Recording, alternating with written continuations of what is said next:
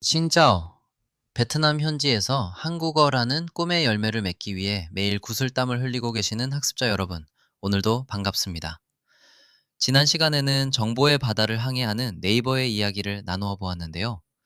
오늘은 한국인들의 쇼핑 문화를 주문하고 기다리는 것에서 자고 일어나면 도착해 있는 것으로 완전히 바꿔버린 혁신의 아이콘, 쿠팡 그룹의 이야기를 들려드리겠습니다. 과연 쿠팡은 어떻게 한국을 넘어 세계가 주목하는 유통기업이 되었을까요? 쿠팡 없이 어떻게 살았을까라는 말을 유행시킨 폼 김 의장의 놀라운 도전 이야기를 지금 바로 시작합니다. 먼저 쿠팡이라는 이름의 뜻부터 알아볼까요?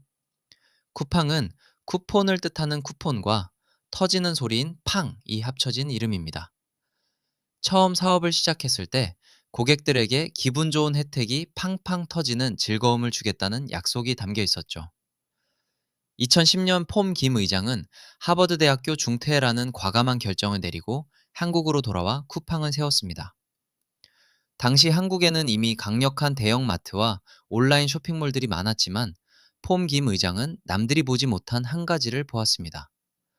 바로 물건을 사는 과정은 즐겁지만 기다리는 과정은 고통스럽다는 점이었죠. 그는 이 기다림의 시간을 마법처럼 줄여보기로 결심했습니다. 쿠팡을 지금의 위치에 있게 한 가장 결정적인 신의 한 수는 2014년에 시작된 로켓 배송 서비스였습니다. 당시 한국의 택배는 보통 이틀에서 사흘 정도 걸리는 것이 당연했습니다. 하지만 쿠팡을 오늘 밤 12시 전에만 주문하면 내일 무조건 도착한다 라는 파격적인 약속을 내걸었습니다. 사람들은 처음에는 믿지 않았습니다. 어떻게 그게 가능해? 라며 고개를 저었죠.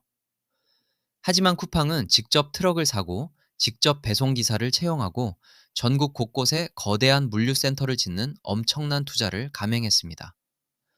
그 결과 사람들은 아침에 눈을 떴을 때 문 앞에 놓인 택시보다 빠른 배송 상자를 보게 되었고 한국 사회는 그야말로 충격에 빠졌습니다. 쿠팡의 혁신은 배송 속도에만 멈추지 않았습니다. 쿠팡은 택배 기사를 단순히 배달원이 아닌 고객에게 기쁨을 주는 쿠팡 프렌즈로 불렀습니다. 이들을 직접 고용하여 안정적인 월급을 주고 친절한 서비스를 제공하게 함으로써 택배에 대한 사람들의 인식을 긍정적으로 바꿔놓았습니다. 또한 쿠팡 플레이를 통해 영화와 드라마를 보여주고 쿠팡 이츠를 통해 맛있는 음식을 가장 빠르게 배달하는 서비스까지 확장했습니다.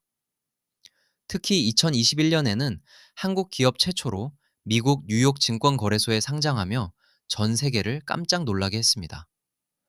작은 스타트업으로 시작해 세계 경제의 중심에 우뚝 선 것입니다. 쿠팡의 이야기는 베트남의 물류와 이커머스 시장에도 많은 영감을 주고 있습니다.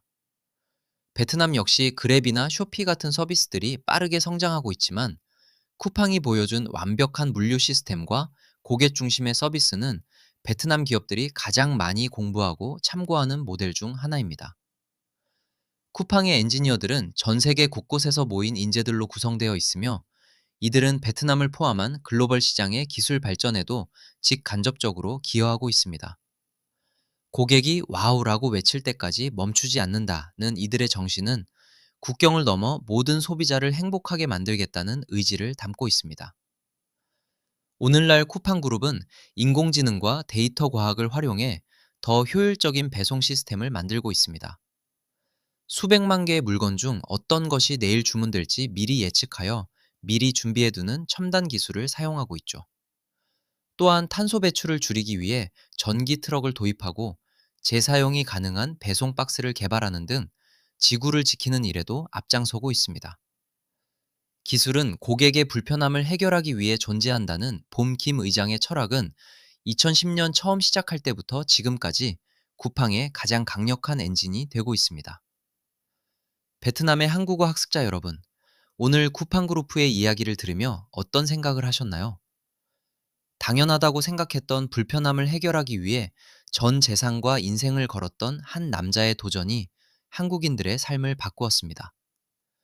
쿠팡이 로켓처럼 빠르게 물건을 전달하듯이 여러분의 한국어 실력도 매일매일 조금씩 로켓처럼 위를 향해 솟아오르고 있습니다.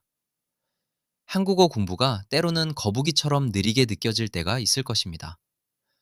아무리 외워도 단어가 제자리에 있는 것 같고 문법은 늘 제자리 걸음인 것 같아 답답할 때도 있겠죠. 하지만 쿠팡이 보이지 않는 곳에서 밤새도록 트럭을 운전하고 물건을 분류하여 아침에 기적을 선물하듯이 여러분이 남몰래 공부한 시간들은 결코 사라지지 않습니다. 여러분의 노력이 쌓여 어느 날 아침 갑자기 한국 드라마가 들리고 한국 친구의 말이 이해되는 마법 같은 로켓 배송의 순간이 반드시 찾아올 것입니다. 여러분이 한국어로 자신의 꿈을 가장 빠른 속도로 현실로 만드는 그날까지 저와 이 오디오북이 언제나 여러분 곁에서 든든한 물류센터가 되어드리겠습니다. 긴 시간 동안 집중해서 들어주셔서 감사합니다. 한국어 공부 포기하지 마세요. 여러분은 이미 충분히 잘하고 계십니다. 다음 챕터에서는 한국의 또 다른 열정적인 기업 이야기로 다시 찾아오겠습니다. 여러분, 오늘도 로켓처럼 힘차게 도약하는 하루 보내시길 바랍니다. 안녕히 계세요.